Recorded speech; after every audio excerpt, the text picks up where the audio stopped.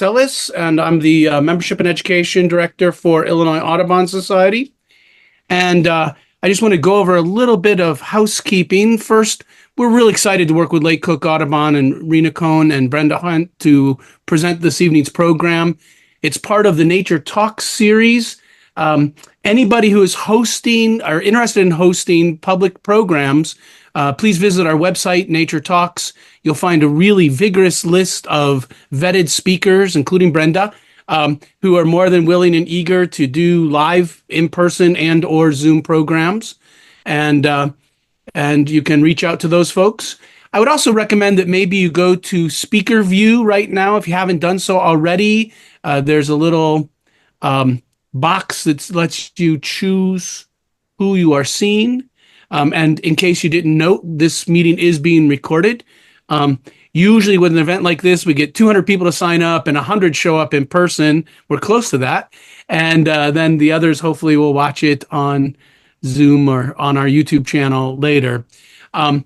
Please mute yourself. I see lots of red microphones with lines through them as I scan through the list. Most of you have done this often. You know what you're doing. Thank you in advance for muting yourself.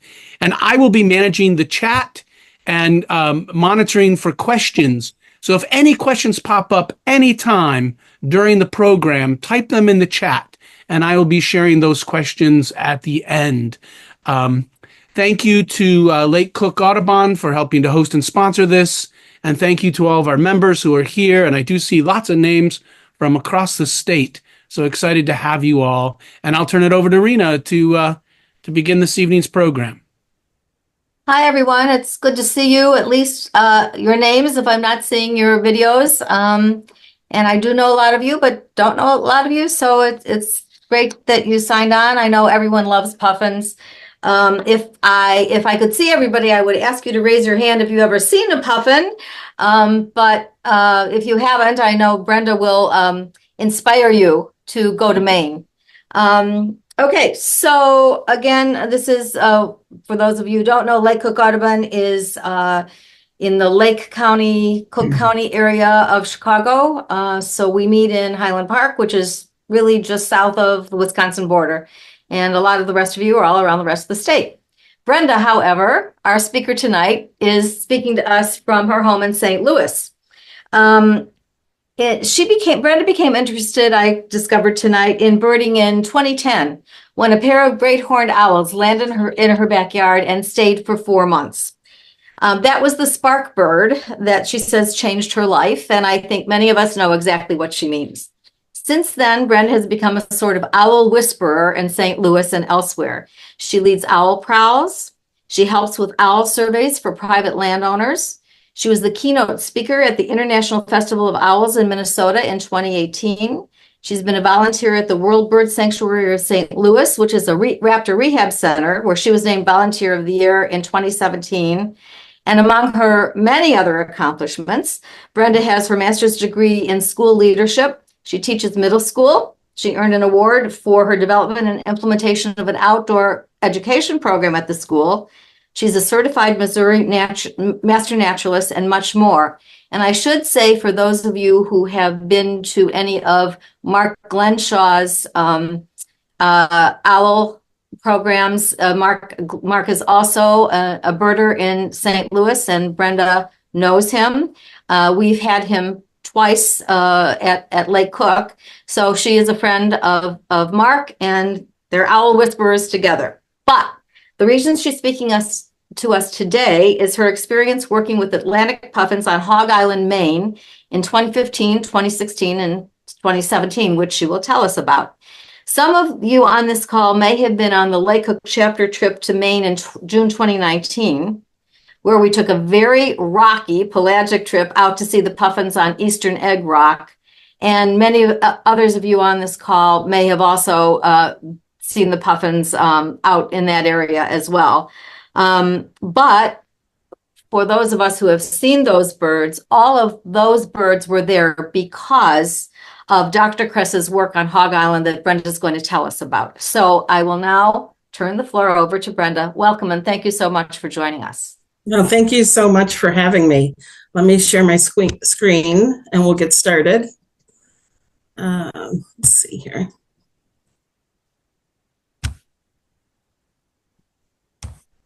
Just give me 1 second.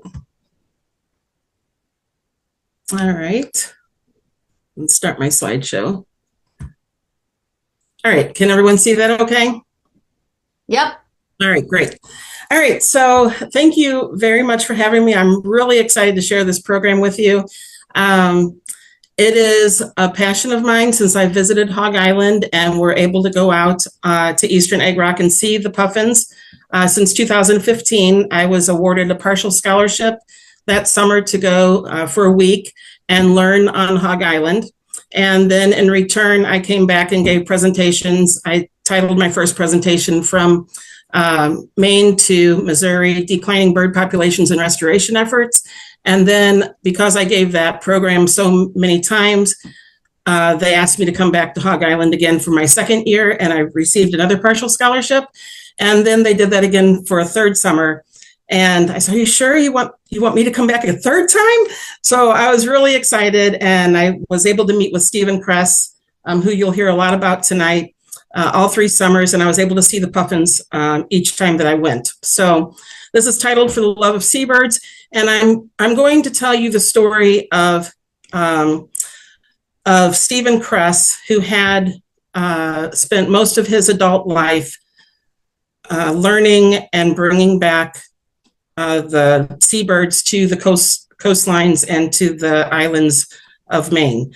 And so you'll learn some about puffins, but the story is really going to be about his whole project, Puffin, and how he brought those puffins back where they're thriving yet today. So the video that I'm going to show you is mine, but most of the pictures are from Stephen Kress and from projectpuffin.org. And I have permission to use those photos. So let me get started here. All right, so here we have these beautiful puffins sitting on the rocky coastline of Maine. They are small in stature, but they're beautiful there. Those are in their adult plumage, and you can tell that because they have that colorful orange tricolored bill, those orange legs and feet. And they're looking rather dapper, I would say, in that tuxedo-like feather plumage. And they'd probably make my top 10 list of all birds. Just seeing them, they're very comical, really tiny, and just adorable. So here we go. Before we get too far into this, just give a little bit of statistics about the Atlantic puffin. And I need to move something here so I can see this. All right. So their scientific name is Furtercula arctica. There's estimated to be about 4 to 5 million in the world, which seems like a lot, and it is, but we didn't have any in Maine, and we'll get into that. Population trend is still decreasing. In fact, because of Project Puffin, just this past summer, there was a study done on the Pacific coast of the United States, and the tufted puffin, they estimate to be around a count of 2,000, where years before it used to be in the tens of thousands. So now there's a study going on the West Coast trying to figure out why that population is declining. So population trend is decreasing. The status is very vulnerable. Their lifespan is 20 plus years in the wild, although we did see, the scientists did see a puffin come back and nest again this year on Seal Island, which is another one of the islands in Maine, that was 35 years old. And it happens to be one of the puffins that Stephen Kress brought back to that island back in 1989. So that was very exciting to see that bird come back again this year, or that they were able to tell from the leg bands how old it was. So their flight speed is 48 to 55 miles per hour. And they can swim underwater for 20 to 30 seconds. And they're about 10 inches tall and weigh about the weight of a soda can, so about 17 and a half ounces. They live in the cold waters of 32 to 68 degrees Fahrenheit, and they need to live in those cold waters because the fish that they can go after and what they need to be able to swallow and eat live in those cold waters. And then Iceland is home for more than about 60% of the population of Atlantic puffins. So Atlantic puffins are a bird of extremes. They They live out on the open water 9 to 12 months out of the year. And they have everything that they need out on the water, usually leading a solitary life. They can drink the salt water. They have glands above their eyes that will filter out the salt that will drip right through their nose, and then they eat the fish in the sea. So leading a solitary life and living out on the ocean pretty much for most of the year, 9 out of the 12 months, only coming back to breed and to nest once they're adults. So here we see them living on the colonies along the rocky coastline of Maine and the North Atlantic. And they see other puffins there. And so they live in colonies, and that's just what they do. They come back to the coast only to breed. All right, and here they are. It takes about 2 to 5 years for them to be sexually mature. And once they are sexually mature, they come back to the island or close to the island where they were raised, where they hatched and were raised. And they will find a suitable mate. And once they find that suitable mate, they will mate for the long term. And when they are done, when the mating season is over for that year, they go out on their own and live solitary lives again, only to come back the next April or May and mate again and be together for the summer months up until like middle of August or so. And if they're about, let's say they're about 4 years old and they find a suitable mate, they may come to the island and dig out a burrow and maybe possibly not lay an egg that year, but kind of do a dating period and just see how it's going to go for that year, but then come back the next year and nest. So here we have a puffling, and that's what they call little baby puffins. They lay one egg per year, and so you can imagine how long of a process it is for a seabird colony of puffins to be restored.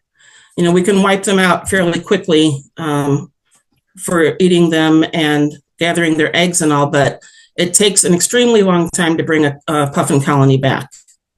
And so after about 6 weeks of incubating the puffins and then 6 weeks of rearing the puffins, in the middle of the night, most of the time they just decide it's time to come out of the burrow and hop off the cliff and out to the ocean they go until they're sexually mature enough to come back. So now I'm going to tell you a little bit of the story of what happened to the puffins and why they were not on the islands and the coastline of Maine for quite some time. But by the late 1800s, the puffins had been decimated and eradicated from the Maine islands and the coastline, mainly due to hunting them for food and collecting their eggs and also for their feathers. And almost all of the seabirds were gone by the late 1800s. The black guillemots, the terns, the eiders, the gulls, the petrels, and of course the puffins, and others also. Most of them were gone because of food, hunting, and for their feathers. So in 1969, Stephen Kress was ornithology instructor at Hog Island Audubon Camp. Hog Island is about 1/4 of a mile off the coast of Bremen, Maine, and Bremen, Maine is about an hour north of Portland. And here he is holding a black guillemot, and he had people coming to Hog Island to learn about seabirds, and he wanted to show the people all the birds that once had lived on those islands, but especially the puffin. He became obsessed with the idea of wishing that he could show people the puffin and bring them back to the coastline where they had once lived. Later on, Stephen became the director of Hog Island Audubon Camp before he retired. So almost all the seabirds disappeared by the late 1800s, and you can see this lady with her feather plume hat. But like the northern gannet, they would kill those for their food, but also they would use the skin of that bird for powder puffs. The ladies would use for powder puffs. And so a lot of the seabirds had disappeared.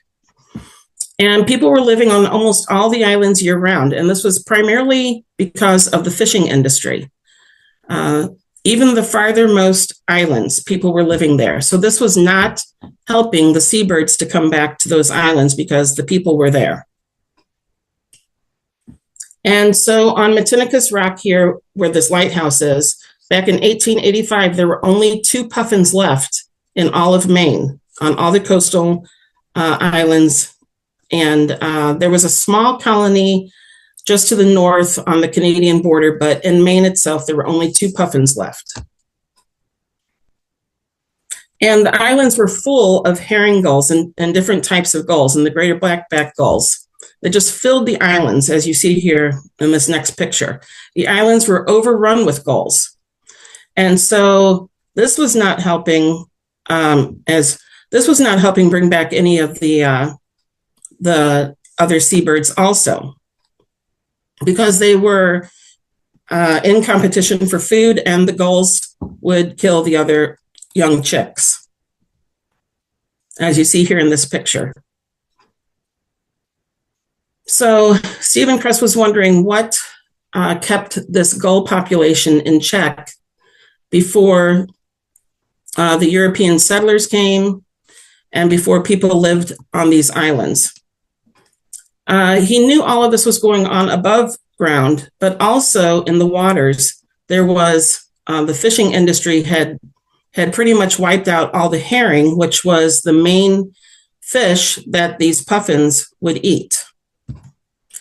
And what the fishermen were doing were building dams. And here's a picture of the watershed, the Penobscot River, where all those little black dots are dams that are built. This is in 2000, that was clogging up the rivers and preventing the fish to go out to sea. So the gulls were thriving and feeding right behind the lobster boats, because they would use herring for the lobster traps, and the gulls were learning to thrive where the people were instead of out on the open ocean. So the gull population at one time had been kept in check by natural predators, but in the 60s, we had the late 60s, early 70s, we had the Peregrine Fund, where people wanted to see the peregrines come back. And so there was money there for that. People wanted to see our national bird come back, the bald eagle. So there was money there for that. There was not a lot of money, however, for a middle of the food chain Atlantic puffin, where there were small fish beneath them, but larger raptors above them. The money just was not there to help bring that population back.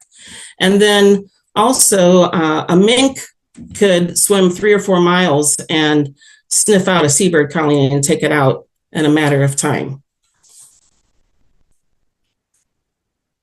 So here we have Eastern Egg Rock. This island is about 8 miles south of Hog Island. And as you can see, it is a treeless island with a rocky coastline. And on a scale of 1 to 10, the scientists who go out there now, it's a 10. It's very hard to get onto that island. People have lost their lives. And this is where the scientists live. And this is where Stephen Kress and his scientists lived at first when they were bringing back the puffins through all types of weather conditions. And it's just a very harsh environment to live in when the storms come and the water sometimes sprays all the way across the island. So Stephen could not get it out of his mind. How am I going to get those puffins back? He thought, if man took them out, why can't man bring them back? And so he talked to ornithologists and other people, and people would say, why are you trying to do this? This is such a waste of time. If the puffins wanted to come back, they'll come back on their own. If people want to see puffins, they can go to Iceland to see puffins.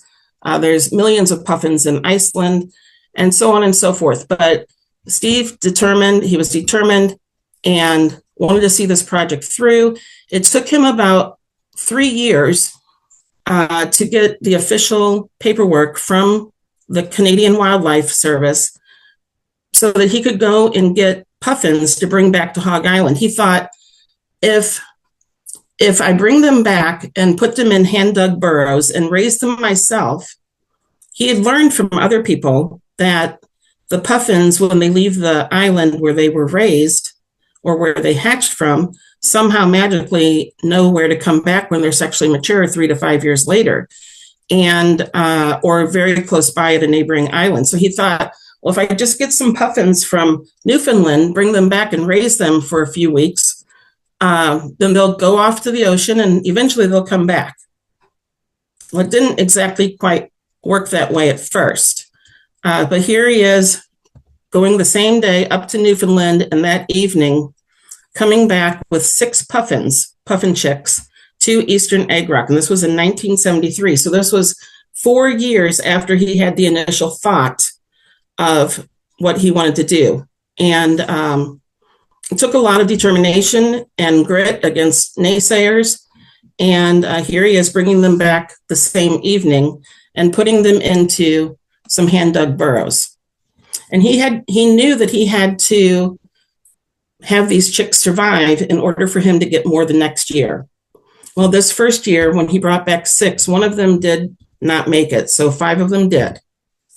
And then the following year, he brought back 50 more chicks. And in 75, he brought back 100 more chicks. 76, he brought back 100 more chicks. 77, he brought back 100 more chicks. And so this was working. They spent nowadays they spend from the 1st of April clearing the island, getting it ready for the chicks to start coming back and breed there, and until about the middle of August.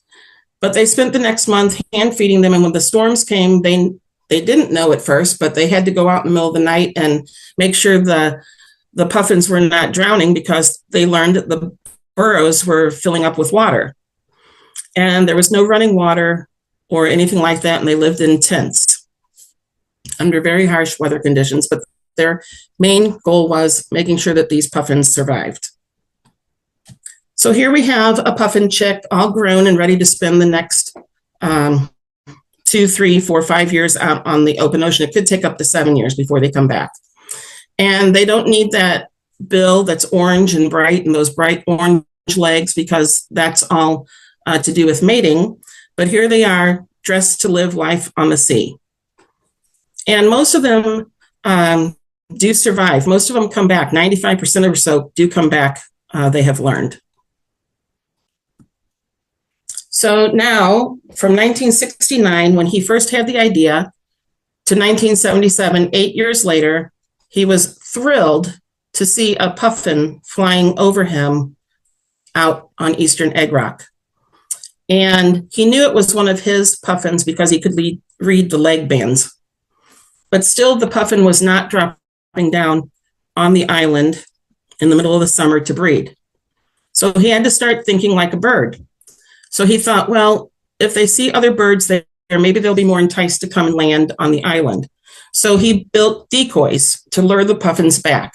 And sure enough, that very same day that he put a decoy out, a puffin dropped down, went over to it, pecked at it, and flew off.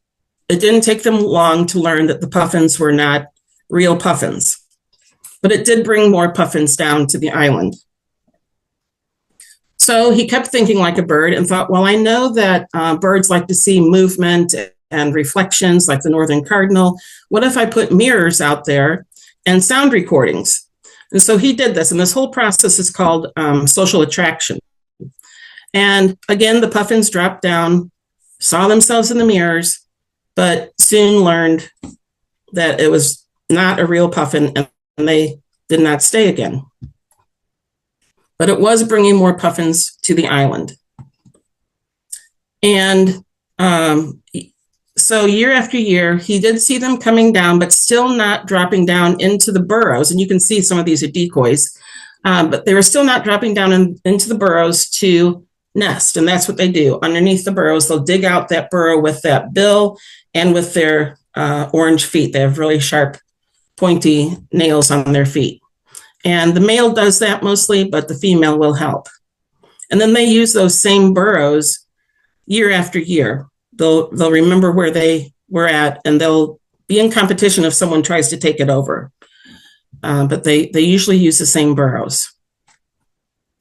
So now, this was a huge day on the 4th of July, 1981, 8 years after Stephen Kress started bringing the puffins back to Eastern Egg Rock, where he saw a puffin come down, and it was one of his because of the leg bands, with a mouthful of fish, go under the burrow, under the rocks, into the burrow, and come back up with no fish in its mouth. So he then knew, yes, we have a puffin breeding on Eastern Egg Rock. It was just such a tremendous award and reward for him that day. Super exciting. So since that year, 1981, they've had researchers on the island, and they've been able to see how many puffins have been nesting there. So this takes us up right to before COVID. But you can see that first year there was one pair, and then for about the next 15 years, there was around 15 or 20 puffins, and then the puffin population nesting pairs started going up. In 2012 and 13, those were a little bit hotter years, and so they didn't have as many puffins nesting at that time. And then I asked Stephen Kress just a couple of weeks ago in preparation for this presentation if he could give me more accurate numbers for this past summer. And he said that what happened with this, when up until COVID, they were able to keep some of the same scientists on the island every summer, and those scientists knew exactly what burrows the puffins were going into, and it was easier to take an accurate count. And then since COVID, now he said there's different researchers that go out there every summer, but they don't have the history of knowing what burrows these puffins are using, so it's harder to get a more accurate count, and it's such tedious work to get these counts that now they're only doing them every 5 years. Because even when you're walking on that island and all those rocks, you have to walk gingerly and make sure that boulder does not move at all, because you don't want the egg or the puffin to get crushed by the weight of a person standing on the boulder. But he did say that this past summer, he believes that the puffin pairs at Eastern Egg Rock is either stable or continuing to grow. And he said that's based on the weight of the pufflings that they were able to measure before they went off to sea. So because this was successful on on Eastern Egg Rock Island, he said, well, let's try it again. Let's try to get some more puffins and go to Seal Island and do this all over again. And so he was able to do this again, bringing over 1,000 puffins back over many years from Newfoundland again. And they're monitored by biologists, along with now there's 7 islands that are monitored around the coastline of Maine, and monitoring these seabirds that are coming back, especially the puffin. So Stephen did give me this to share with you, that they do have this report from Seal Island, which has a huge number, a record number this past summer of 672 pairs of puffins that were nesting on that island. So you can imagine they're only going to do this survey every 5 years because it's just too tedious to do that every year now with that many puffins coming back. But it's a huge success story, and they're very pleased with the trend of the population improving every year. So he's still thinking about, well, how long am I going to have to keep these biologists out here on these islands? Because while the biologists are there, it keeps the other birds away. And he thought, well, if I just brought back the aggressive terns, he knew that these seabirds used to live under this huge umbrella of these aggressive terns that nest on top of the land. And he thought, well, if I can bring back the terns, they would fight off the eagles and the other birds of prey and other things that came to try to eat the chicks. So again, he thought, well, let's do this social attraction and make decoys and put them on the islands and see what happens. And so right away, here in the middle picture, we have a tern coming back to try to feed one of the decoys. And on the left, you can see they're even trying to mate with the decoys, and that wasn't going anywhere quickly. But they did surprisingly find that the terns were laying their eggs right next to the decoys. And so this was a success story. The terns did come back. And now Project Puffin has gone global because of Stephen Kress's effort to bring the puffins back, the terns back. He's seeing this work. And so now behind all those red dots across the world is one person, at least one person, who is determined to bring some seabird colony back to that place. So the interns are learning other things while they're staying on the islands now. The picture on the right is on Eastern Egg Rock. It was the first structure that was built there. They call it Egg Rock Hilton. But this is where the scientists will do their studies and keep records. They also have, in the middle, they have these blinds that the scientists will go out and sit in for 6 hours a day using binoculars, and the puffins and the birds will come right up to them and land next to them, and they can see what foods they're coming back with and tell a lot about what's happening there. So the food that they had traditionally been eating, and Stephen Kress calls this a superfood, were the Atlantic herring. But because of the fishing industry wiping out the herring and global warming, the herring and some other fishes swim deeper into the cooler waters because the ocean is warming. And sometimes the puffins can't swim that far down, that deep, or they swim too far north into the cooler waters so that the puffins can't go out that far to bring the fish back to their babies. And so this has been a problem with the Atlantic herring not being as available as it once had been. And so this is another fish that the white hake is another food source that the puffins will come back with. And this is a type of cod that gets to be about 30 pounds, but this is the young of the year. And so how these puffins catch these fish is when they're swimming through the waters, they'll catch a fish, and using their tongue, they'll stick it to the roof of their mouth, and there's grooves in the top of that bill. And then they just drop that lower mandible and swim faster than the fish can swim, and just catch those fish as they go and come up with a mouthful. And usually they come back to the island with 6 or 7 in their bill. They can carry up to 20, but one of the scientists one time did count 61, which was pretty remarkable.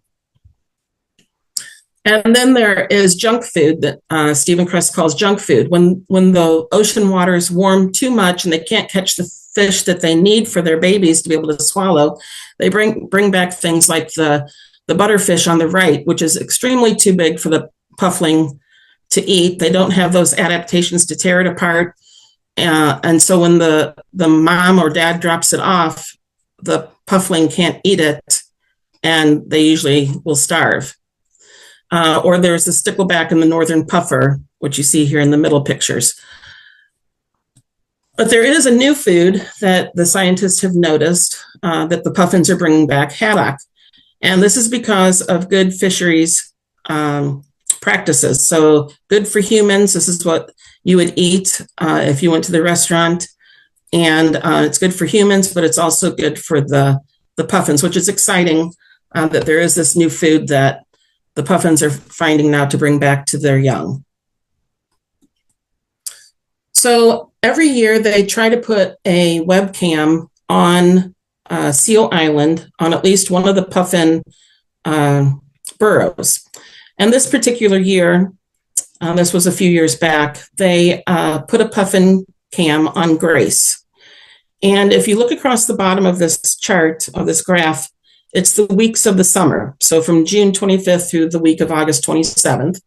And then going up the left side is the minimum deliveries of food per day that the scientists were able to see the puffins being fed or come back with food. And then the orange line going across is the sea surface temperature of the ocean waters.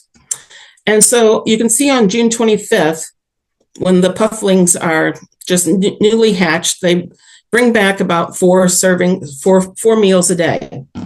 And as those pufflings grow, they're going to need more and more servings or more meals each day.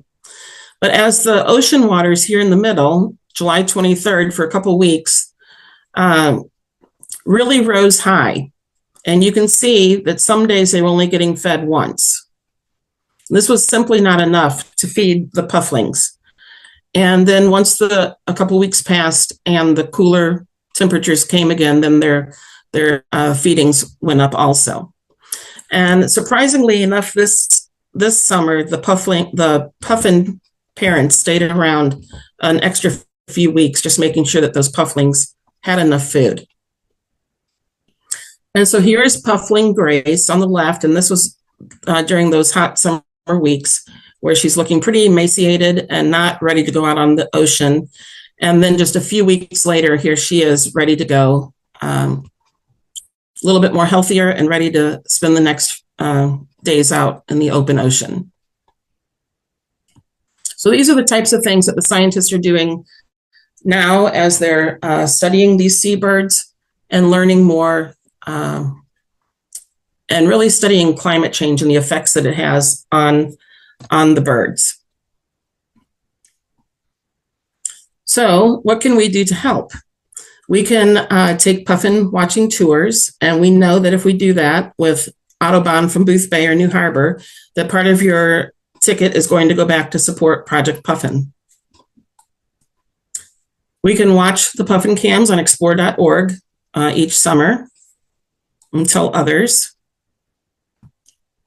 We can take online courses, and there's some on Hog Island Audubon website today that you can sign up for. You can donate to Project Puffin. You can adopt a scientist for the summer or just simply make a donation. This all helps with the restoration of these seabirds. Or you can attend Hog Island Audubon Camp like I did. And this is Hog Island Audubon Camp over here, right off the coast of Bremen, Maine. So when you get to Hog Island, you get a short orientation, and then you get your room assignment. This is one of the, if you want to call it a dorm, but it's just a house, a couple floors that you can stay in. There's cabins throughout the whole island. It's about, I want to say it's a 3.3 mile radius around the island.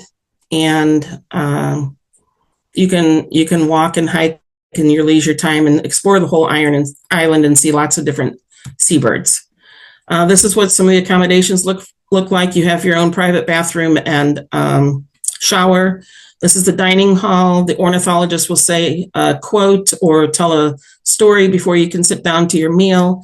But you meet people from all across the United States. We did have time to go out and do some birding on our own. This is called the Fish House, where we had our nightly meetings or presentations, and just a wonderful place that's been in operation from National Audubon since 1939. So here we are. Some of us went hiking on the island, beautiful sunrises and sunsets. The first year that I went, we learned how to stuff birds. I didn't know that that's what I was getting into, but it was really fun to learn that. If that, I'll never stuff a bird, but people brought stuffed birds to learn how to stuff. Here we got to explore the intertidal zone, and we even roasted some snails that night. Here we are searching for the midden, which is a trash refuse that Native Americans and other Europeans used at one time. And this man in the white shirt knew that all these islands had a trash refuse somewhere. So he set out to go find it, and we did find it on Hog Island. On the right-hand side here, this was just a mound of oyster shells. And so we knew that this was at one time where they dumped all their trash. It was really a fun adventure.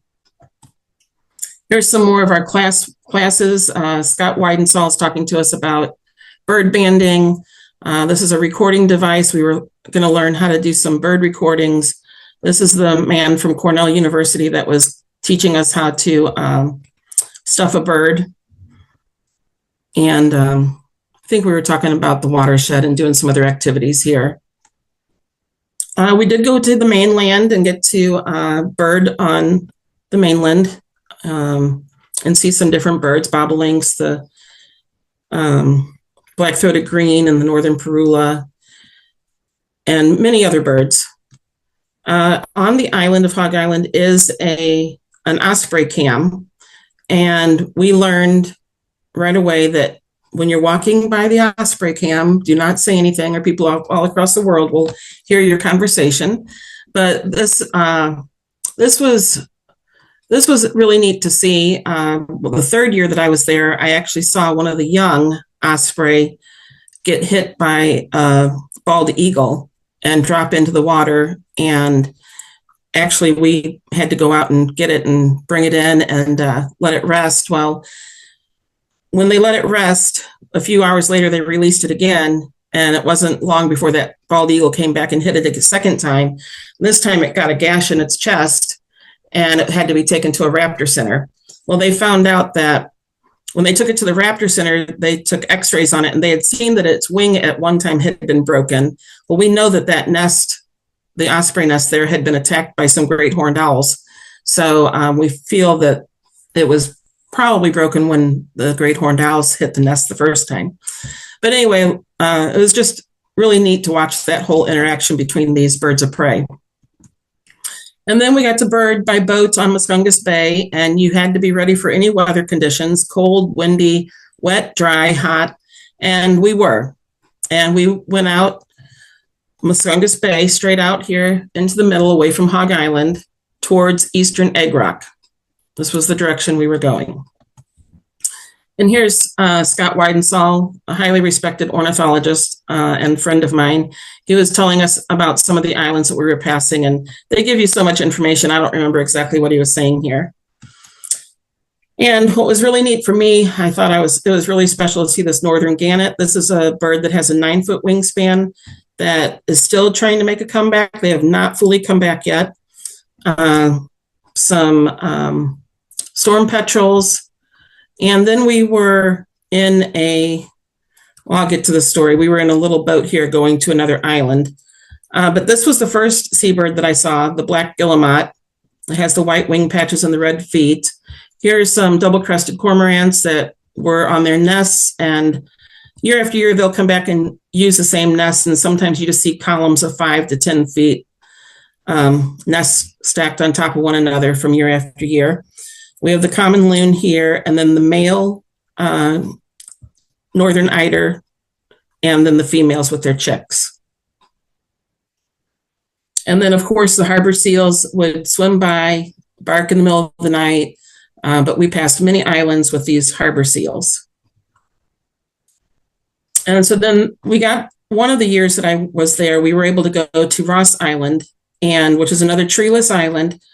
On a scale of 1 to 10, they told us this was a 7 because there were no sandy beaches to land on. You had to anchor your big boat out in the middle and then row to shore and then step on barnacles and not the seaweed and be very careful where you're stepping. But we were going to do behavior studies, bird recording, and some banding.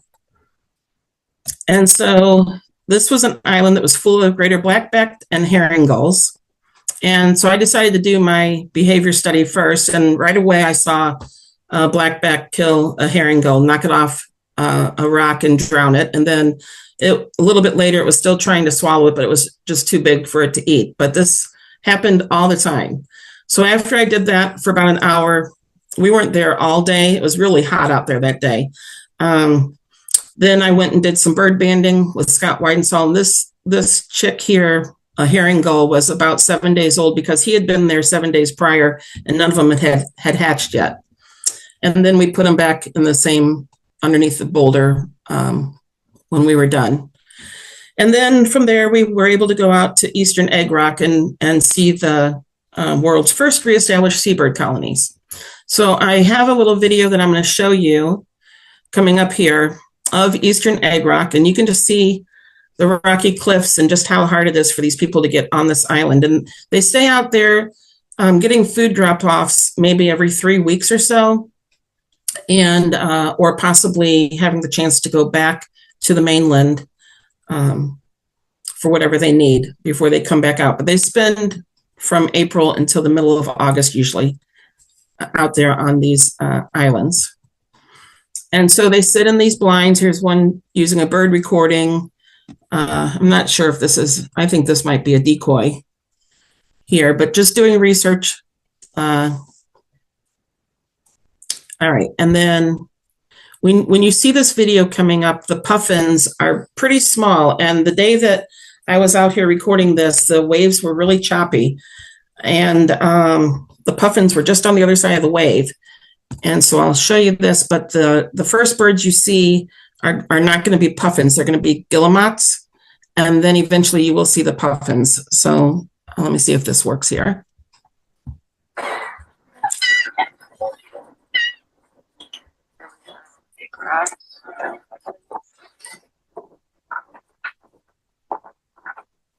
Seeing these guillemots displaying where they sail along in pairs, flare up and then sail together. That's my favorite thing to see out here.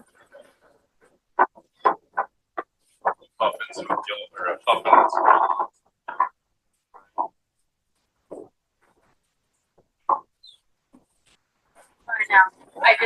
Okay, so these are guillemots here. Oh, look at all the close puffins. So there's the puffins.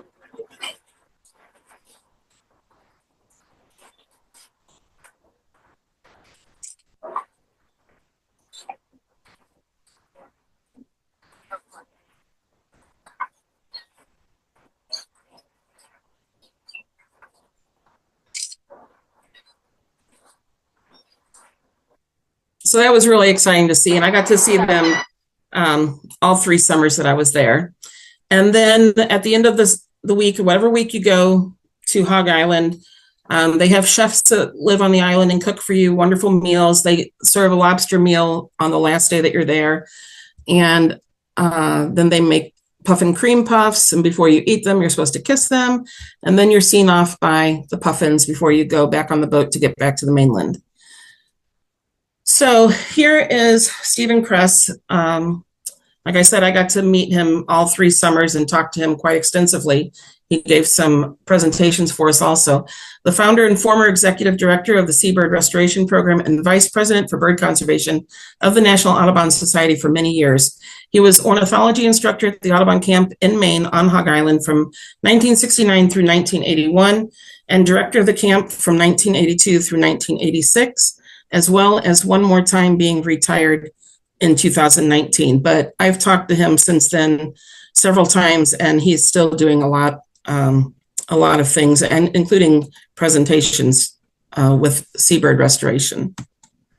So I want to leave you with a quote, a couple more things yet here. Project Puffin was possible because of the help of many people, especially the interns that lived on the islands and continue to do so.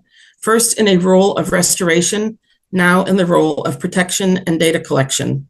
It was also possible because of many ongoing supporters who understand the work and give to continue the program. Of course, having one person who commits their life to a project is also a big help. Look behind most successful programs for wildlife, and you often find one person who sticks with it for the long term, who has the grit to go the long course, even against obstacles and naysayers. Dr. Stephen Kress. So this isn't the end of the story. Project Puffin has benefited 100 plus projects in over 14 countries. It has helped stop plume hunting. It has helped to reduce fisheries conflicts. It has helped birds recover from oil spills. It has helped move birds to higher ground because of climate change. It has helped translocate birds off of active volcanoes. It has helped restore seabird communities, not just single species. It has helped seabird restoration on 13 islands of Maine's coastline. 7 of them are managed by Project Puffin. It has helped hundreds of interns continue to do research and learn about conservation. It has helped bring every species historically known to breed on eastern egg rock back. And I want to read that list of species. Puffins, guillemots, Arctic, common, and roseate terns, laughing gulls, eiders, and Leach's storm petrels, all because of this one man. You two are now part of the story. The work is not done. Now there is recognition. If we do nothing, we can be certain the lack of action will result in extinctions. People need to be stewards of life on Earth. Dr. Stephen Kress. Thank you very much. Wish we could all clap aloud. Thank you. You're welcome. That was really wonderful. Again, I'm Brian Fox Ellis with the Illinois Audubon Society, and Scott Wiedensahl and I are also somewhat friends. We've spoken together at conferences, and for all of you, he will be our keynote speaker for our annual gathering next fall at the Illinois Beach State Park. So come and meet this phenomenal ornithologist and really a great speaker. But thank you very much. There are some great questions. If you have any questions, please type them in the chat. And we'll start at the beginning. I was excited to see that several people have seen puffins, including a puffin toss and a puffin pitch in Iceland. That was really intriguing. But Bob Stanley had the first question. Okay. If the chicks don't return to their hatching site until several years after leaving, how did Stephen Kress know that 5 of his first 6 chicks survived after that first winter? Well, that's a good question. I am really not sure. Maybe, and that might be 5 of them survived long enough to go off into the ocean. I think that's what he knew. Okay. And the banding then, it would also help with that. Right. And then Bob had kind of a follow-up question. Are there any theories about their very unusual and distinctive periocular pyramidal markings? I am not really sure about that. I have not heard. No. No, I have not heard anything about that.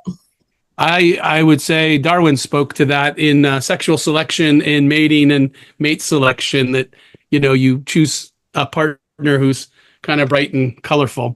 But definitely that bright color bill, attracts the mate.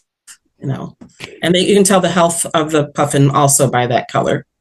Cool. And then one more question from Bob Stanley. Any thoughts about why Canadians and Icelanders did not predate and decimate their puffin populations the way that the Mainers did? I think that there were just so many. I would just be guessing. I don't really know. There were cooler waters also up there. I don't really know that, but they do eat puffins still in Iceland today. Yeah, probably remote islands, harder to get to and less population. Mm-hmm. But again, we're guessing. Nancy Tukalski asked, how do we know that the adults are staying longer to ensure that pufflings are fed versus the adults staying longer because they need more food themselves to venture into the sea for winter migration? Well, I think the pufflings were there 3 weeks longer too. I mean, they just didn't leave like they normally do by the middle of August. It was still the end of August and they were all still there. So that's a natural conclusion. And then this is actually a question that I'm very excited about as well. I really want to go to Hog Island. I've known about it for a long time. Which Hog Island camp program did you attend? Mary Ricker's asking. And is there another one that you wish you could attend? Oh boy. So I went 3 different summers and each time I attended a different camp, and it was pretty much, since it was a scholarship, I just went to the one that they assigned me. The first one, I don't remember what the name of the first one was, but it was more of the science type one. The second one was for educators, which was right up my alley since I'm an educator. And then the third one, I got to go when they went to Monhegan Island for fall migration. And that was wonderful that we got to go out to Monhegan and spend a night out there. And then the next morning, wake up and see what birds had migrated overnight and dropped down on the island. And the day that I was there, the blue jay had dropped down that overnight. At first light, the blue jays swarmed the island. Yesterday, there were no blue jays on this island, and that day it was covered with blue jays. So, but any of them, I always look to see any that Scott Weidensaw is going to be at. I definitely want to go to any of those. All of them would be great. And I was there one summer while the teens were doing their time also. So there were 60 of us on the island instead of 30. And at first, a lot of adults didn't want to be there when the teens were there. But by the end of the week, they were like, we love that the teens were here with us this week. And it was just, they were doing their program, we were doing our program. But any of them are wonderful camps to go to. You can't go wrong with any of them. Yeah, and I guess I would turn that question back to Mary. It depends on your interest, because there's an art camp, there's a science camp, there's a teacher camp, and there's a family camp. And they're all listed on the Hog Island Audubon site. Yeah. And then a whole lot of people just said, thank you, wonderful, fantastic. Karen, Kate, Matt, Renita, thank you, thank you, thank you. Yeah, this book, you can get this either on Amazon, but it will help the Seabirds out if you buy it off of, I have it written down here somewhere. I think it's just the Hog Island, the Project Puffin online store.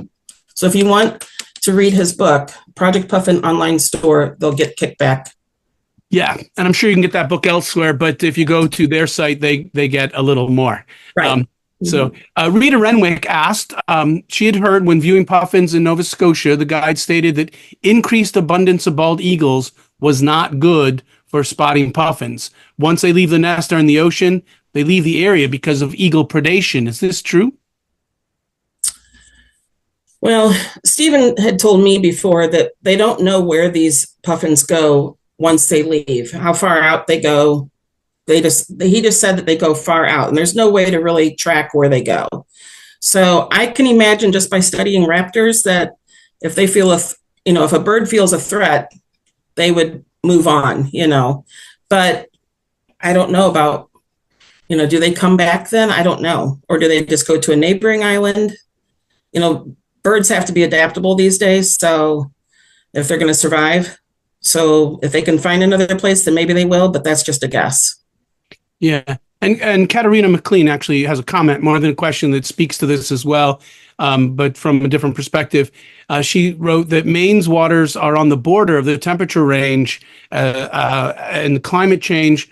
They may have to go back up into Canada anyway because the Gulf of Maine warms. She thinks it's one of the fastest warming bodies on the planet. And I do know that some of those seas have really changed more than other areas.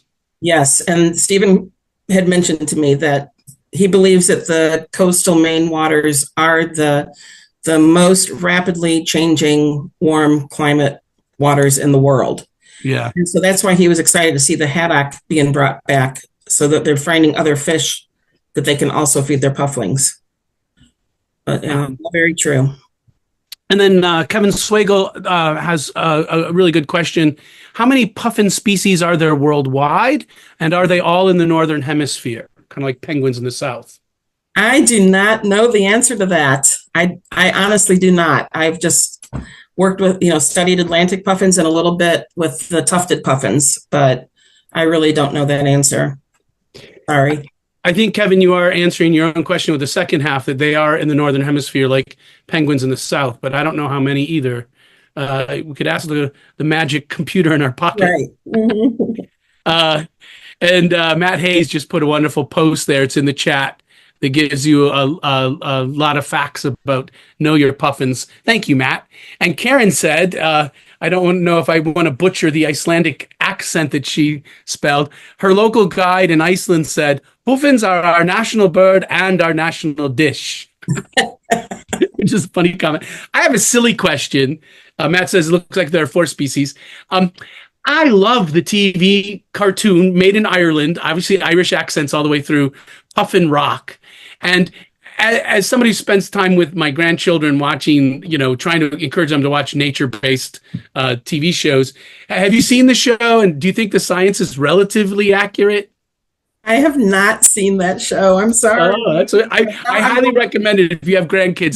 Now I'm going to look at children. Mm-hmm. Yeah, it's about a family of puffins, and they are anthropomorphized, but there's I think a lot of good uh, sea island ecology presented.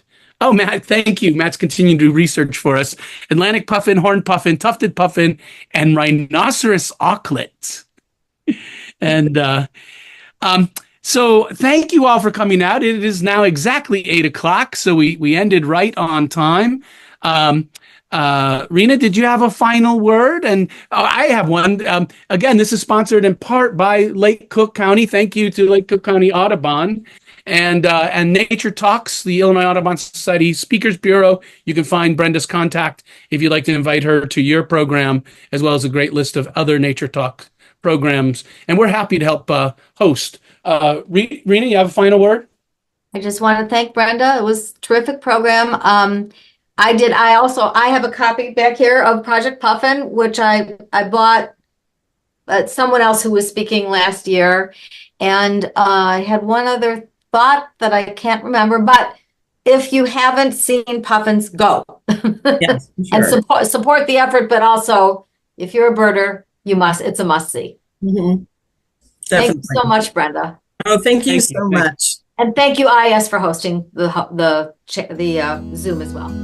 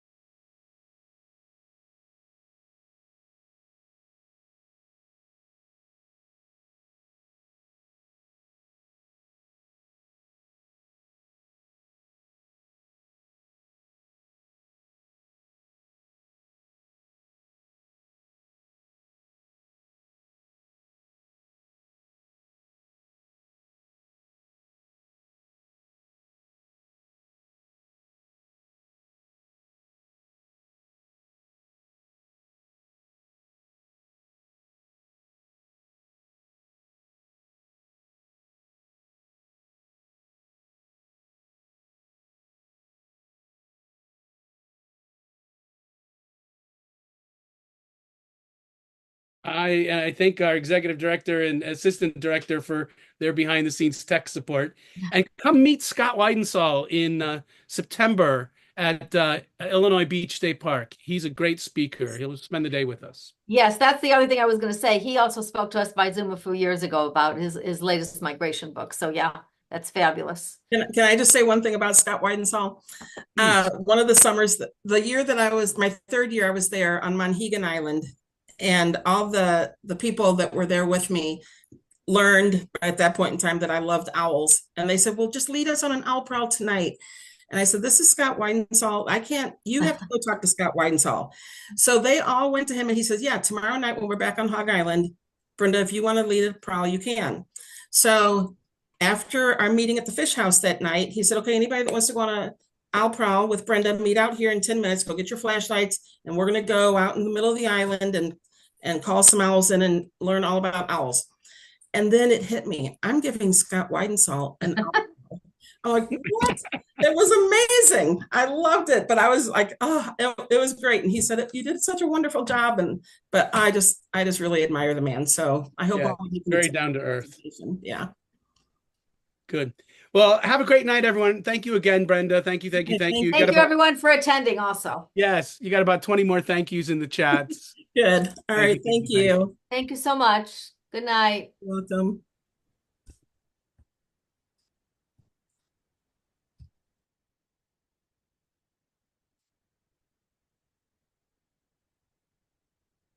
Thanks, Joe. Good night. Good night.